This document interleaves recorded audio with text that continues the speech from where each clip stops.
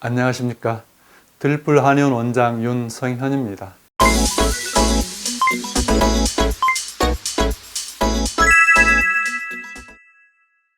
오늘은 암이 역류성 식도염이나 변비, 당뇨나 고혈압, 뇌졸중이나 심근경색 같은 질환과는 전혀 다른 질환인가? 공통점은 없는가? 똑같은 인체에서 일어나는 병인데도 그럴 수가 있는가 하는 의문을 함께 풀어보고자 합니다. 최근 대형 선박이 좌초되면서요, 수에즈 운하의 통행이 막히는 사고가 있었잖아요. 기름값을 시작으로 물가가 요동칠 거라는 우려가 당장 나올 정도로 부분과 전체가 얼마나 긴밀하게 연결된 세계에 우리가 살고 있는지를 실감했습니다. 우리가 하루에 2리터, 큰 물병 1개 정도의 음식을 삼킨다면요, 그것을 운반하기 위해서는 간, 췌장 같은 소화기관과 입에서 항문까지의 소화관에는 물을 포함한 효소, 호르몬 등의 체액이 먹은 음식량의 3배가 넘는 7리터가량이나 필요하다고 하지요.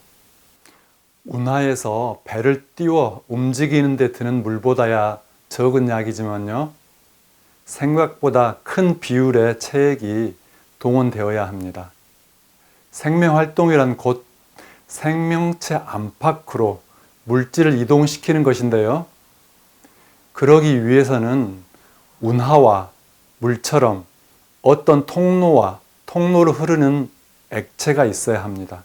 사막의 오아시스를 보면요, 지하수가 샘에서 새어나와 또랑을 타고 흐르면서 생명을 적시는데요, 사람의 몸에서 이러한 샘과 관이 막히면 어떻게 될까요?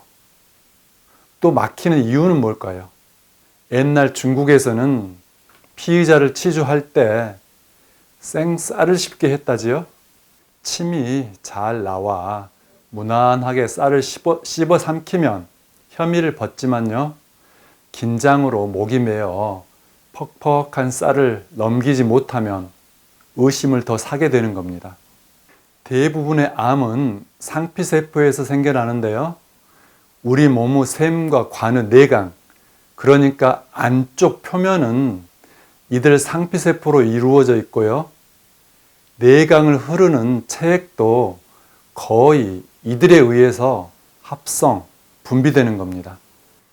침이 말라 곤죽이 안 되면 쌀을 넘기기가 힘들 거란 상상이 되시죠?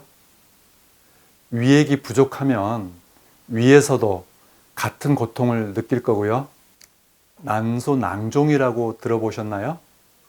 배란된 난자나 수정이 안 되고 소멸하는 난자의 부산물들이 나팔관으로 잘 운송되지 못하면요, 난소나 나팔관에서는 땀같이 물 장액성, 콧물같이 끈적한 점액성 낭종들이 생겨나서요, 문제를 해결하려고 합니다.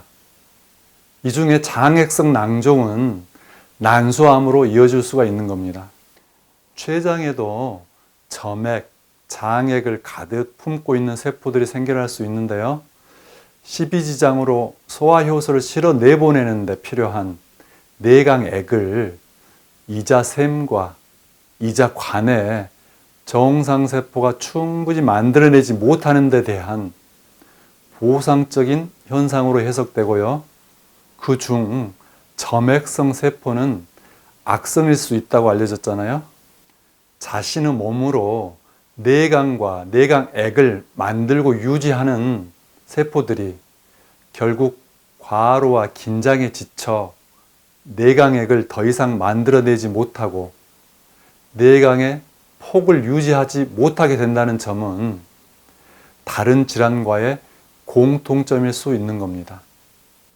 역류성 식도염은 주로 위에서, 변비는 주로 대장에서 내려가지 못하고 막히기 때문이 아닌가요? 지인에게 쫄아 결국 눈의 망막이나 콩팥에 모세 혈관까지 손상되는 당뇨, 운하의 폭이 줄고 물 흐름이 정체되는 고혈압도 내강과 내강액의 문제로 볼 수가 있는 겁니다. 심장이나 뇌의 급성 경색은 혈액과 혈관이 줄어 마치 운행하던 배가 운하를 꽉 막은 경우라고 할 수가 있겠습니다.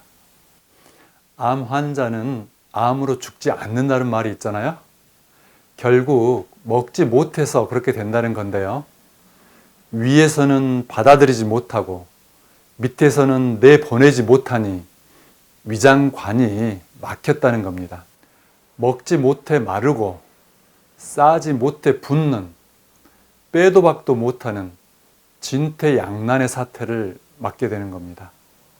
또 폐렴 같은 감염증 때문에도 결국 위중하게 되는데요. 면역세포 공장인 골수와 면역 반응을 해야 할 감염 부위로 혈액이 운행되지 못하기 때문이죠. 내 집이 아니면 대변을 못 보는 경우가 있잖아요.